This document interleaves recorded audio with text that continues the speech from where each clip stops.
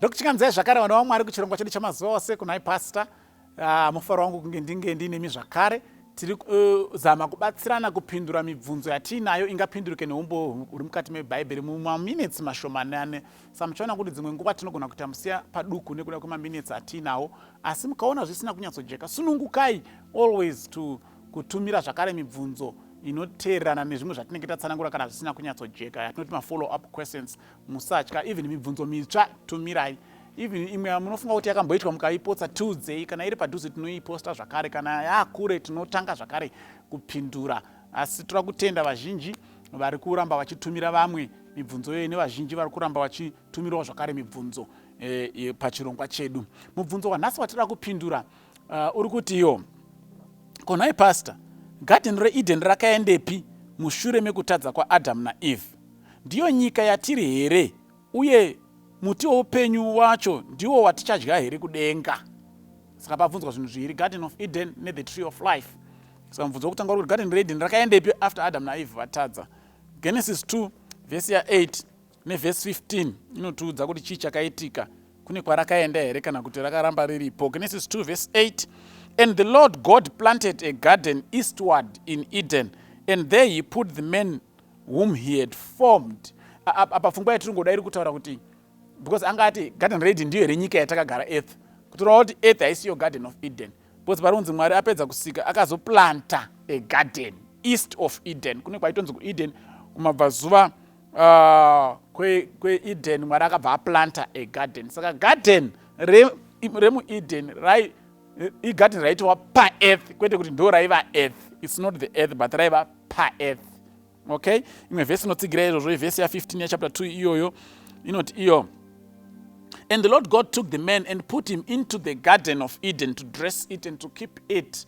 Adam hanzi akabva atorwa akaiswa muGarden reEden, which means paearth hapasipo paGarden reEden. Otherwise Bible ringadai yangoti Adam akaiswa paEden kureva kuti akasikwa paearth.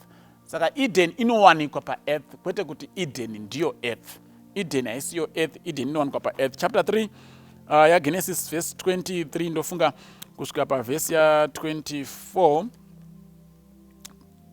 Therefore the Lord God sent him forth from the Garden of Eden to till the ground from whence he was taken. The Adam mushure mekutadza manje ndo mubvunzo wabvunzwa kuti after Adam naEve vatadza garden rakaendepi, chichakaitika kwariri?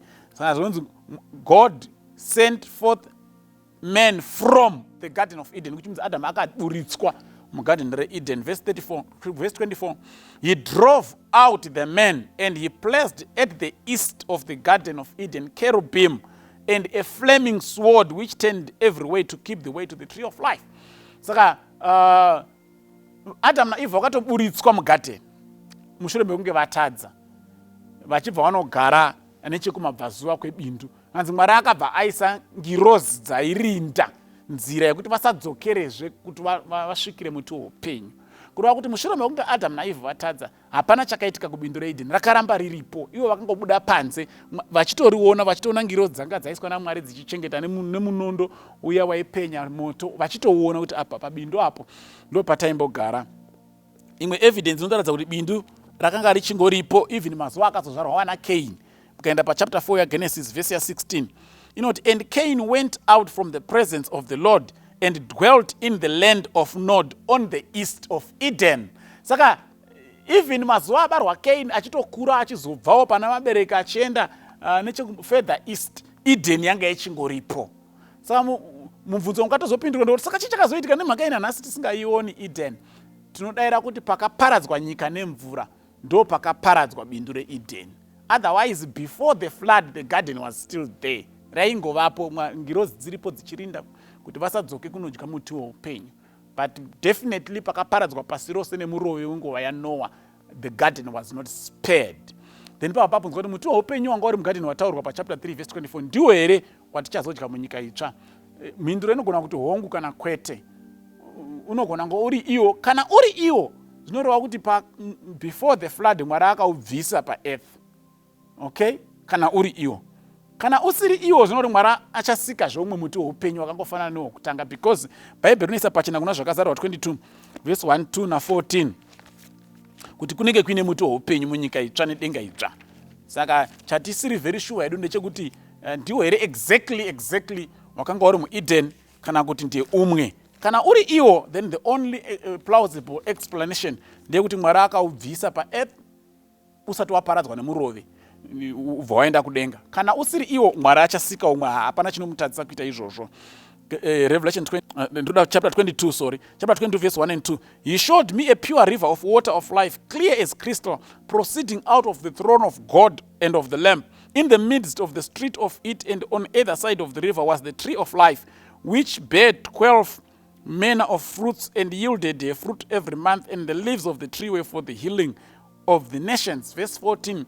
Blessed are those who do his commandments, so that they may have right to the tree of life, and may enter in through the gates into the city. So we have evidence, biblical evidence, that in the new heaven and earth, muto upenyu unenge uriko.